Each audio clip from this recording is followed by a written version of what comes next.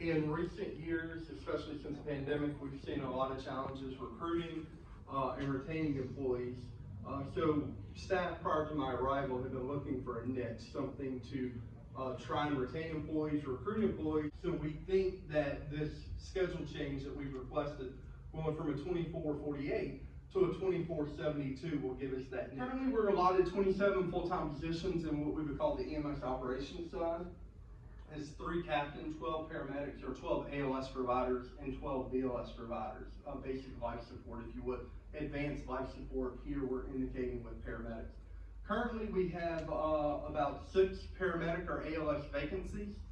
We are conducting interviews right now, but a lot of those positions have remained vacant over a long period of time, and a lot of that's had to do with the pandemic. Healthcare workers have really been in strain. There's been this decrease in new blood, if you would, coming into to the profession. It's alarming that we've lost 41 full-time employees and 18 part-time since 2018, and again, a lot of that is part-time having to pull more time with their full-time job, and then other people going to other locations because maybe they paid a little more or they had the niche. So we're hopeful that this will be Amherst County's niche to draw folks in. Overwhelming majority would prefer 24/72 as the schedule of choice. And so they looked at a lot of different schedules, including 12-hour shifts, which is what our a lot of law enforcement and our dispatchers work.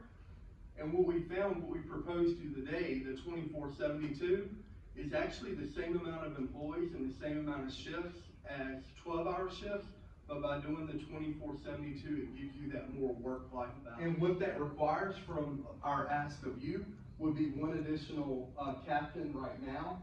That's today's request, as well as the other allotted FTEs that we already have to be dispersed to the 4 shifts. And then anticipate filling those vacancies between January and March of 2023. So it's really important to this group, important to the county, and definitely a need is for that 4th ambulance, that 4th truck. That we would ask would be to maybe come back next year, approximately 2024, ask to apply for the SAFER grant funding.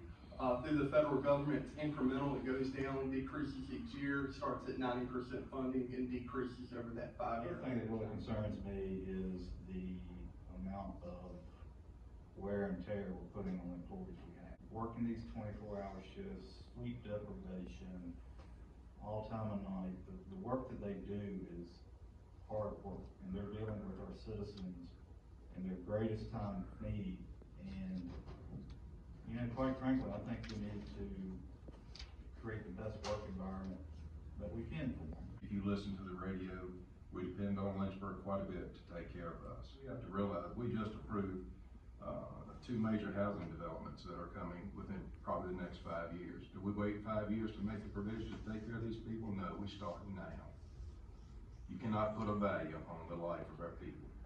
Health, safety, and welfare of our people should be this board's priority. The level of inflation remains at its highest it's been in 40 years. Based upon inflation, from what I've gleaned, it's costing the average household anywhere between $8,000 and $11,000 a year in order to maintain the same standard of living as previous years. I do see that we have a problem with maintaining. Well, when you look at the turnover, you say, well, there's a problem. A lot of people still calling me about the prices of their personal property. You know, how much did the car taxes have went up? We got a school system that may be asking for additional funds as well. So it's going to be a balancing act. I mean, you know, certainly we can't do everything all the time. We can't do it. We got to figure out our priorities.